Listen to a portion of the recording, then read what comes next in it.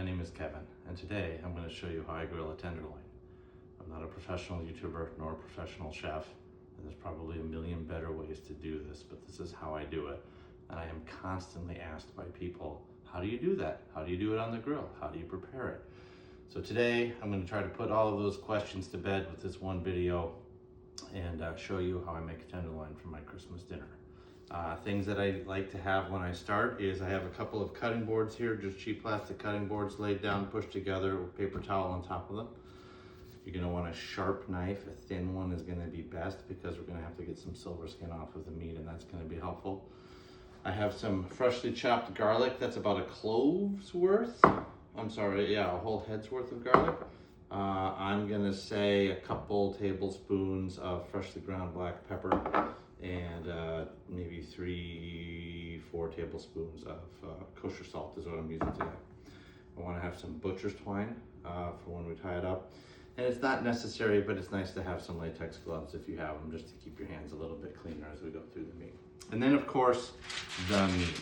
So this is a whole tenderloin. My employer is able to get these for me at a slight discount, which is really nice, but they do come unbutchered. So the first thing I'm gonna have to do is open it up, clean it up, butcher it. You can buy these at grocery stores or at your local butcher or at Costco, and they will already be butchered for you, which will save you some time, but you'll pay a little bit of a premium to have someone else do the extra work. So first things first, I'm gonna step over to the sink. I'm gonna get this plastic off. I'm gonna rinse the whole thing and then use some paper towels to get it nice and dry, and then we'll get to work. Okay, so I'm gonna take my knife. The tenderloin, in my case, is in a bag that has a narrow end and a fat end. I learned the hard way that if I tried to open it at the narrow end, it takes forever and I wind up making a big mess getting it out. So I'm just gonna open it up from the wider end down here, cut the plastic off, and then pull the whole piece of meat right out of the bag, and let all of those juices run down my sink. And then I'm just going to use some fresh water here and just rinse it off quickly so that I have a nice clean piece of meat to start with.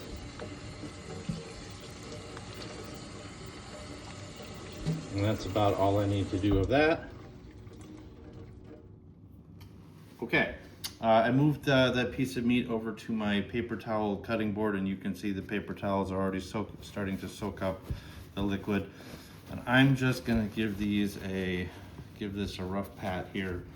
We'll be working this for a few minutes, so it's gonna have some more chance to dry out in the air, and you'll see that it will kind of start to stick to these paper towels here, but to reduce slippage and the chance of cutting myself, I'm gonna try to pat it dry a little bit here.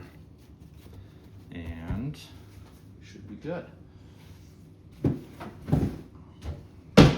Speaking of patting it dry, the ingredient that I forgot to mention earlier is olive oil. I'll want some of that when I finish prepping this thing too. So I'm not a butcher, and there's a million videos on YouTube that'll show you how to do this, so I'm not going to spend too much time making myself look like a fool in front of you. But if you flip this thing over, you'll see this thicker skin on here, which is silvery, which is called silver skin, and it does not break down well in the heat.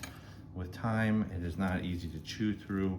It is quite unpleasant, actually. So the first thing I want to do is I want to try to clean this piece of meat up, and I want to try to get all of that silver skin off of it. So sharp knife, come in underneath, just slide over, flip over the other way, glide back through like that. I have a pan over here where I'm going to put my trimmings. Anything that I don't think is going to be edible, I'm going to try to put in this corner. But later we might make a couple pieces come out. We'll have a couple pieces come out that we might want to pick for stew meat or for stir fry, or if you get enough of it, maybe even burgers. So I want to make sure to keep those two piles separate when I do this. And this stuff actually can peel back pretty, sometimes it'll just peel right off, which is nice. So we're just going to come back like that. And this piece might be a little, take a look at that later. And I will keep working this fatty membrane here that's on top of this silver skin back. Now, there's a part of this thing that I believe is called the chain, and you can see me actually pulling it apart right here. So the chain can have a lot of good meat in it, and there can be enough in there sometimes to get a couple burgers out of even. But I've found not always, or maybe the amount of work to trim it all out is more than I want to do. But the chain is not part that we're going to cook. So I'm going to just kind of pull it as far naturally apart as it will go. You can see this line forming in here. And then I'm just going to take my knife and cut down in there to separate that from the rest of the tenderloin. Now that has a lot of good stuff in it. So this whole piece here is gonna go over here, and we'll clean that up later. And then I guess the rest of the chain I'll probably set aside to pick through and see how that turns out. But now you can see how this silver skin is really exposed here. So I need to just keep picking away at it. This piece, this muscle here, is part of what I'm gonna cook tonight. I have seen videos where people will cut that off and cook it separately. It's tender and delicious, but I want it included with my meal tonight. But you will see, as I pull it apart, that it does actually start to separate from the rest of the loin. So, without further ado, here we go.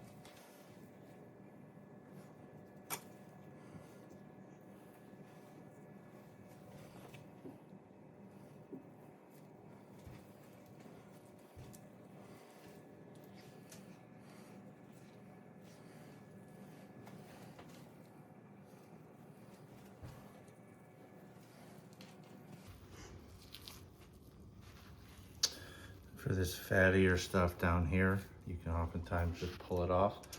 Keep the fat separate too for now, as long as it doesn't have any silver skin in it. If you want to make a burger, you'll need to add fat to it. So you'll want to have some of this available.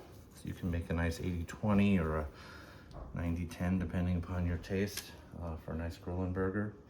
But what we're really looking for right now is just trying to make sure that the silver skin is separated and removed from the tenderloin. There's a little bit down here, it looks like, so I'm just going to turn this on its side and go after this tiny little bit down here, which is kind of in,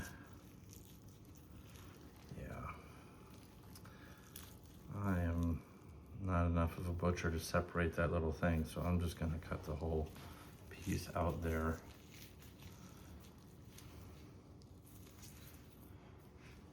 Set that over there and I'll look at it later. And then another piece of fat here. Now I like tenderloin because it is a relatively lean piece of meat, but as you can see, there are some areas where it gets some bigger fatty chunks. Now some of this stuff here, like I might try to trim a little bit of this off and shave it down a little bit, but I don't want to get rid of all of it. I want to keep some of that flavor as part of the meat. Really now I just want to clean it up. And again, you can watch real professionals do this on YouTube if you want to see a million better ways to do it. So as I get through some more of this fat down here, I can see another piece of silver skin. And this is mostly just fat here. So if I just cut down like that, I don't take much meat off of it. And I got what I needed to get out of there.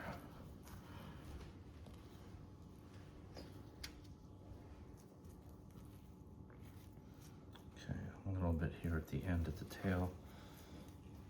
Trim that up. And now I like to go back to this piece earlier. I told you where it was gonna kind of separate, and I like to kind of get some of this thicker fat deposits out. If you look, and see, this is what I meant when the paper towel starts sticking. There's a pretty sizable chunk of it, of fatty tissue in there. So this is probably sacrilege. Someone's probably having conniptions right now, but I'm gonna cut that out. Let's save her over there.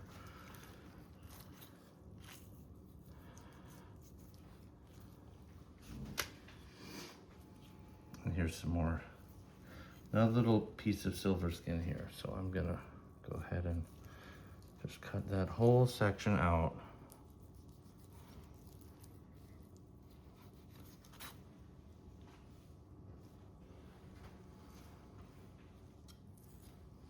Okay. And now I'll kind of take another look around the rest of this piece of meat to see if there's anything else that I want to trim or cut off of it. Like, yep, there's a little bit more down here at this end. So I'll spend just another minute kind of cleaning this up. And this is where that sharp knife matters. You want to be able to cut through this stuff cleanly and easily. I did actually give this knife a good sharpening shortly before I started filming. So consider that as part of your prep. I didn't talk much about the timing of this, so I'll go over that as I'm finishing cleaning up here. I want to have this ready for the table at about 4:30 in the afternoon. It was about 1:30 when I was starting my prep work, getting the garlic chopped up. I had pulled a piece of meat out of the fridge about 20 minutes before that. So let's say I pull the meat out, let's say 3:15, 3:20 before I'm ready to have it, to eat it. And then about 3 hours before I'm gonna have it on the table is when I wanna start doing this, getting it trimmed up. We're going to finish cleaning this up. We're gonna get it tied up and doctor it, and then I'd like to let it rest. I want it to come up closer to room temperature before I start to grill. So it will sit out for, probably about an hour once it's all trussed up. And then I'm guessing a piece of meat this size in my history will probably take between 30 and 45 minutes to cook, and then it'll need a good rest before it goes on the table. So anyway, I think I've got it cleaned up pretty nicely. It's time to move it over to the other pan. Okay, so at this point I like to finish prepping the meat on a baking sheet that I just put some aluminum foil on. If I try to put this whole thing on the grill, first of all, it's unwieldy. It's a lot. But secondly, it has varying thickness. So this end is gonna cook really fast, and the thicker end here will be quite unfinished by the time this is done. So what I do, and again, this is just my way, is I like to take the tail and I like to fold it over. I kind of move the meat around until I find a way that it folds. It seems to work for me. I think my initial way was going to be the best today. And I'm going to fold it over, and I'm going to try to make the whole piece of meat a more similar thickness. So to that end, I have cut some of that butcher's twine I talked about. And I typically find that I need about 7 pieces. So I have 7 pieces pre-cut here. My daughter did do a quick measure, and they're about 2 feet long, although I will cut a fair amount of this off when I'm done.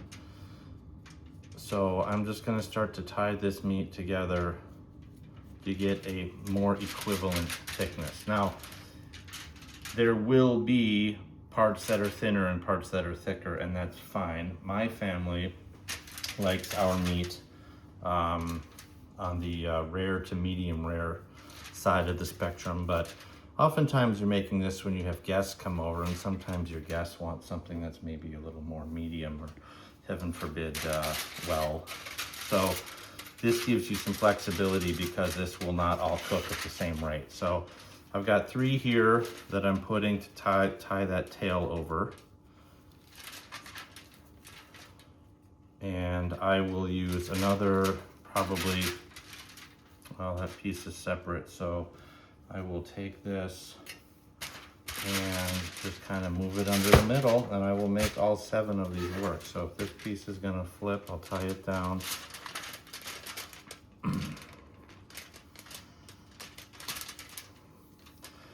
And then I will try to take this piece that has a name, but I don't know what it is, and I will tie that back to the rest of the tenderloin here.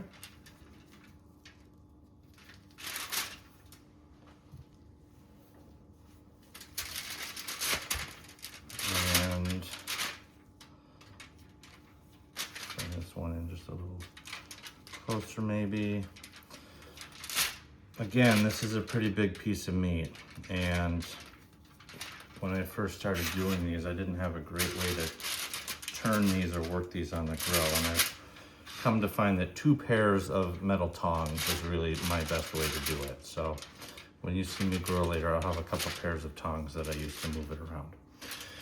Okay, now just to clean it up, I cut off the ends here, set these aside, and I make sure that someone other than me knows the number of strings that I used, so that when I am carving this thing up later and I say, I don't know if I got all of the strings out of there, my daughter can say, Dad, there were 7 of them, and I can make sure I got 7 strings, and I know I got it. So the number today is 7. Throw that away. Now, it's time to get this dressed. Okay, now at this point, you could put this on the grill. This could be ready to go. Sometimes I will sous vide this entire piece of meat, and it won't have any seasons on it in the bag.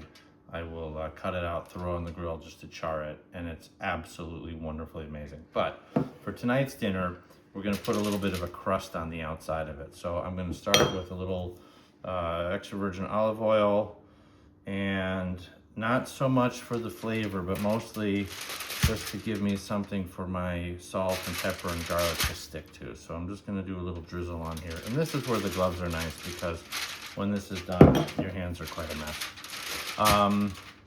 Also, I should note that as far as the salt goes, I used to go quite heavy on it, and it makes for a nice crust, but it can be too salty on the outside. And I found that less salt is not a big problem. So we'll come back to that in just a minute, but I'm gonna start with the garlic. So I'm just gonna take the garlic and I'm gonna start to spread it out over the meat and just kind of press it in. And I'll rotate, take about another quarter of the garlic, spread it out, and just kind of press it in. If you want to, you can try to poke it down into those little nooks and crannies. It certainly doesn't hurt anything. Get some of those essential garlic oils inside of the meat, but I don't make that a priority. I'm not trying to flavor inject this. I'm just trying to have a nice little crusty coating on the outside.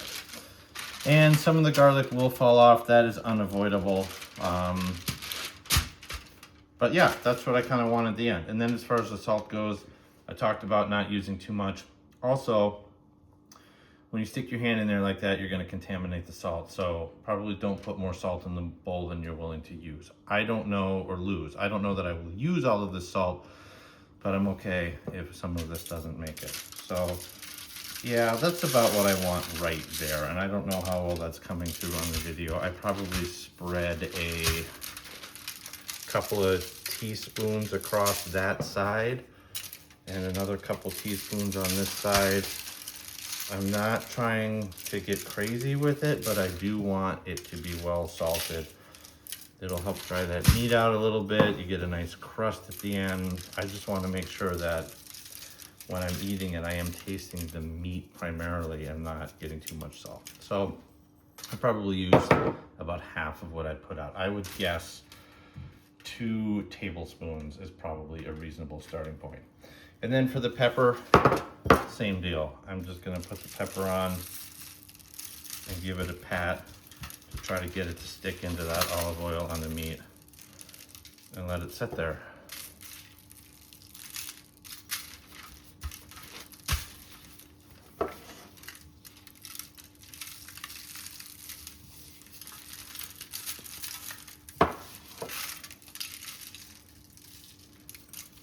And that is about that. Now, this meat is still cool from being in the fridge. And it's probably, yeah, it's about an hour now, maybe a little over an hour before I'm ready to put it on the grill and start cooking it. So I'm gonna leave it sitting here.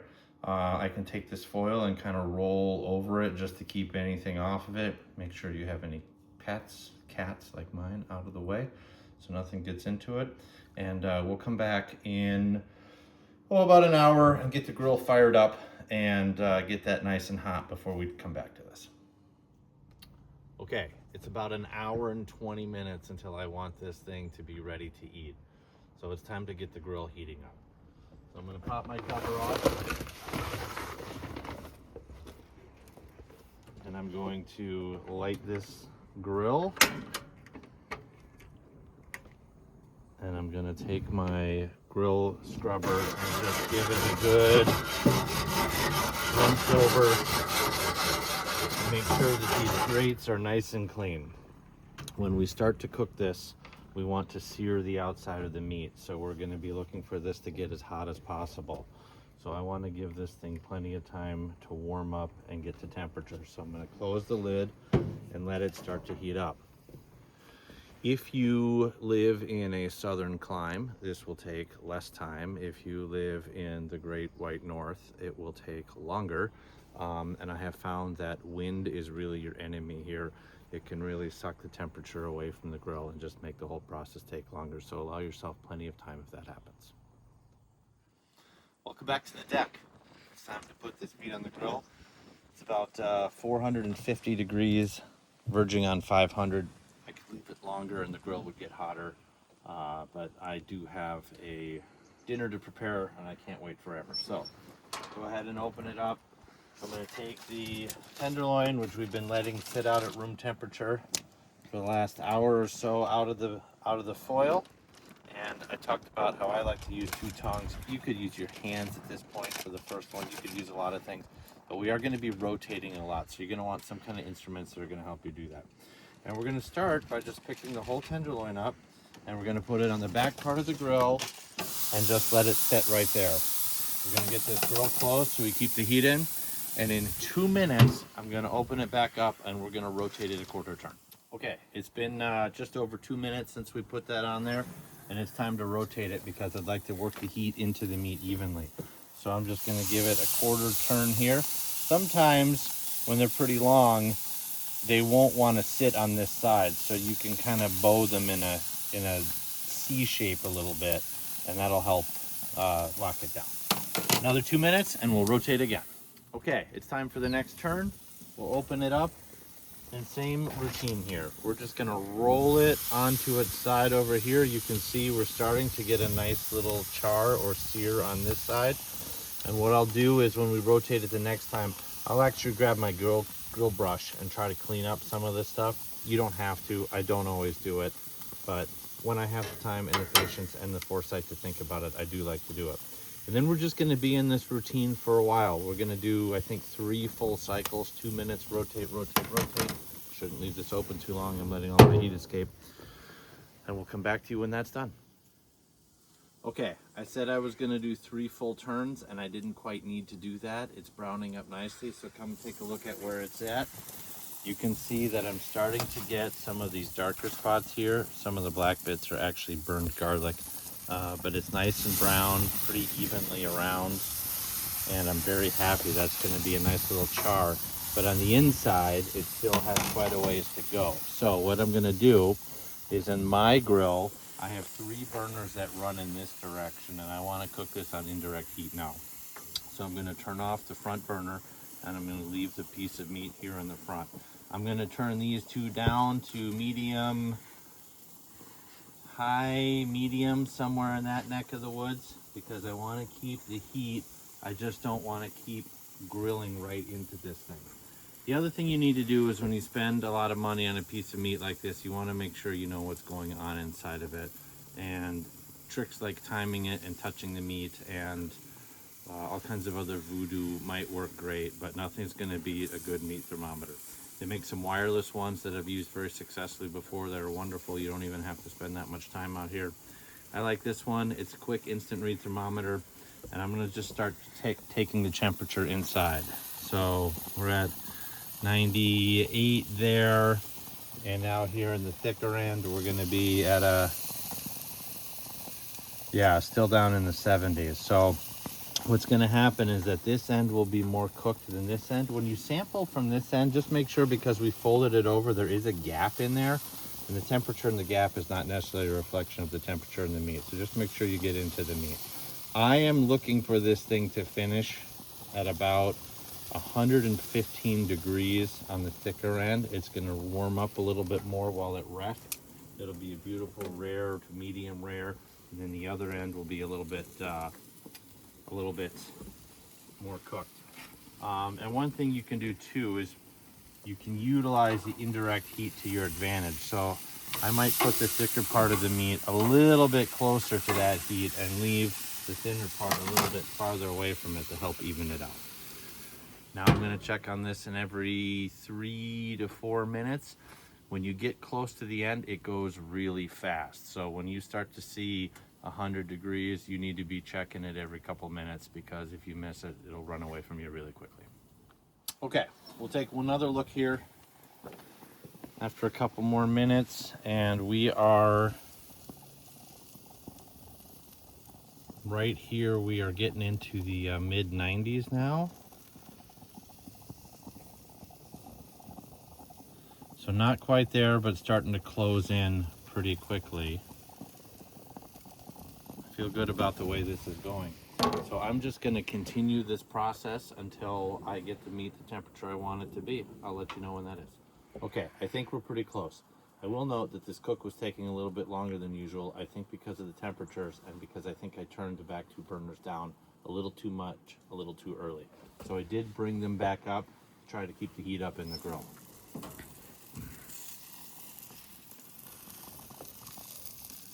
Right there at about 115 degrees or so.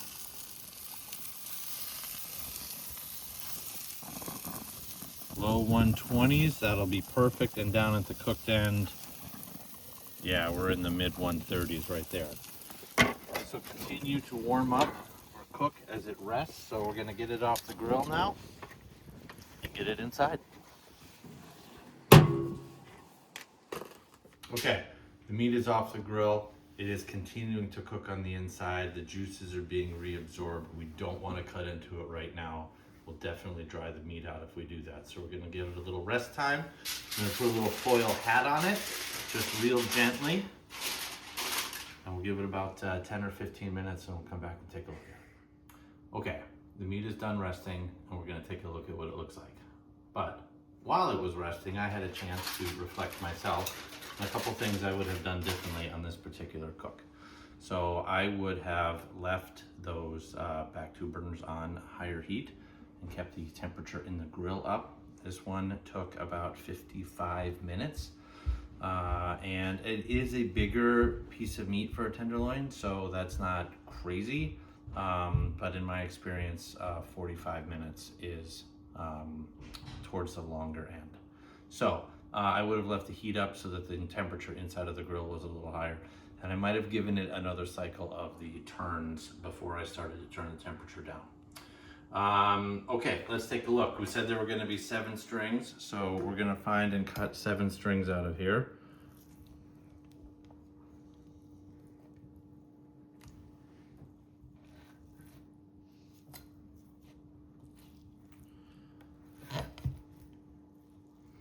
And you can see that they can get lost in here, which is why it's important that you remember how many you put in.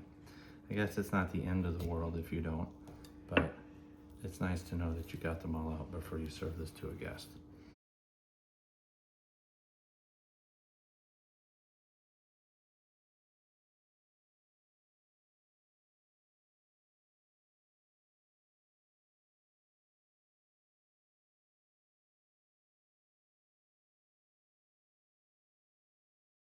Okay, so if you will recall, this is the end that we expect to be more on the rare side and this to be more medium. So let's take a look as we cut into this.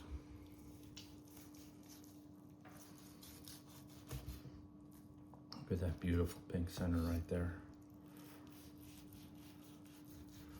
And from where we had it folded over, you get some of these little pieces that come out. Look at that.